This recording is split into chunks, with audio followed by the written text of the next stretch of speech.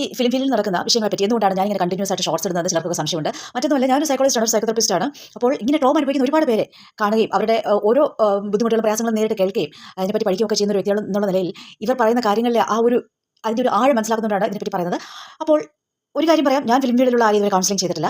പക്ഷേ ഫിലിം ഫീൽഡിൽ ഇത് ധാരാളമായിട്ടുണ്ട് എന്ന് നമ്മളിങ്ങനെ കാണുമ്പോൾ തീർച്ചയായും ഇപ്പോൾ പുറത്ത് വന്നിട്ടുള്ള കാര്യങ്ങൾ പരിഹരിച്ചിട്ടല്ലേ മറ്റ് ഫീൽഡുകളിൽ ഉള്ള കാര്യങ്ങൾക്ക് പരിഹാരം കാണുന്നത്. എന്ന് മാത്രമല്ല, നമ്മളൊരു കൂലിപ്പണിക്ക് പോയാൽ പോലും ജീവിക്കാനുള്ളത് കിട്ടും. പക്ഷേ ഫിലിം ഫീൽഡിലുള്ള പേയ്മെന്റ് പോലും, അതായത് സപ്പോർട്ടിംഗ് ആർട്ടിസ്റ്റുകൾ, അവരുടെ പേയ്മെന്റ് പോലും വളരെ മോശമാണ് എന്ന് കേൾക്കുന്നു. അവരെ അത്തരത്തിലും ചൂഷണം ചെയ്യുന്നു. ഇതൊക്കെ വളരെ ബുദ്ധിമുട്ടുണ്ടാക്കുന്ന കാര്യങ്ങളാണ് കേൾക്കുമ്പോൾ. ഈ സപ്പോർട്ടിംഗ് ആർട്ടിസ്റ്റ് ഇല്ലാതെ ഒരു മഹാനടി ഇവിടെ ഉണ്ടാവില്ല. പക്ഷേ ചിലർക്ക് ഭാഗ്യം തുണയ്ക്കുമ്പോൾ മറ്റു ചിലർക്ക് ഇത്തരം ബുദ്ധിമുട്ടുകൾ ഉണ്ടാകുന്നത് തടയാനെങ്കിലും അവർക്ക് മുൻകൈ എടുക്കേണ്ടതാണ്. അത് പറയാതിരിക്കാൻ സാധിക്കില്ല. പൊളിറ്റീഷ്യൻസിനെ ജനങ്ങൾ തിരഞ്ഞെടുത്ത് വിടുകയാണെങ്കിൽ ജനങ്ങളുടെ സപ്പോർട്ടോട് കൂടിയാണ് ഇതുപോലുള്ള മഹാനടന്മാരൊക്കെ ഇപ്പോഴും നിലനിൽക്കുന്നത്. ഇപ്പോൾ തന്നെ വരുന്ന ഫിലിംസ് ഒന്നും കാണാതിരിക്കുമ്പോൾ ഇവർക്കുണ്ടാകുന്ന പേടിയും ഭയവും ഒക്കെ നമ്മൾ കാണുന്നതാണ്. അപ്പോൾ തീർച്ചയായും ഇങ്ങനെയുള്ള ആൾക്കാരുടെ പ്രശ്നങ്ങൾ കൂടി പരിഗണിക്കപ്പെടണം.